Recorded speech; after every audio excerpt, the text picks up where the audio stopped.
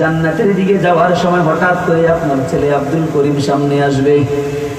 আব্দুল করিম সামনে আসে বলবে, রব্বে কারীম, তাকে জান্নাতের দিকে পাঠান। দুনিয়ার জমিনে এই মানুষটা আমার বাবা ছিল, দুনিয়ার জমিনে এই মানুষটা আমার বাবা ছিল।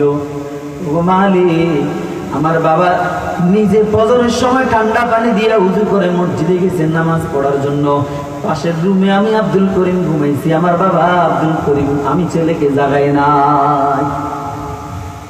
রব্বে কারীম, আজকে যে আমি জাহান্নামী হলাম, আমি আমার নিজের কারণে হই নাই।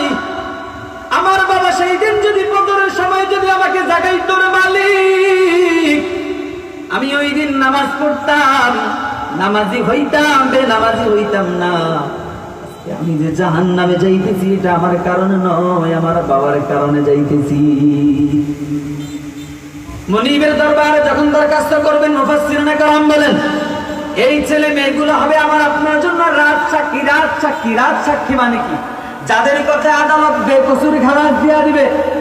রব্বে কারীম যখন আপনার সব হিসাব নিকাশ শেষ করে যখন জান্নাতের পথে আপনি রওনা দিবেন, এই সন্তান আপনার সামনে এসে বলবে, ও আমার মালিক, কাকে জান্নাতের দিকে পাঠান? দুনিয়ার জমিনে ইনি আমার বাবা ছিলেন, বাবা ইনি আমার বাবা ছিলেন। আজকে আমি যে জাহান্নামী হলাম এটা আমার কারণে হই নাই। আমার মা বাবা ছোটবেলা থেকে আমাকে ওইভাবে লালন পালন করেছে, আমাকে কোনোদিন নামাজের কথা বলে নাই, আমাকে কোরআন শিক্ষা দেয় নাই, দিন ধর্ম কিছুই শিক্ষা দেয় নাই।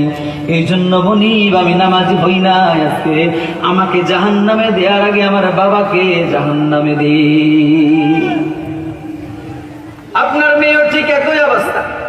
আপনি জান্নাতের পথে রওনা হবেন, মেয়ে বলবে, মালিক, কাকে জান্নাতের দিকে পাঠান? দুনিয়ার জমিনে ইনি আমার বাবা ছিলেন, বাবা আমার বাবা নামাজি ছিল, আমার মা নামাজি ছিল গো আল্লাহ, আমার মা নামাজি ছিল, কিন্তু আমি মেয়েকে নামাজ পড়ার জন্য বলে নাই।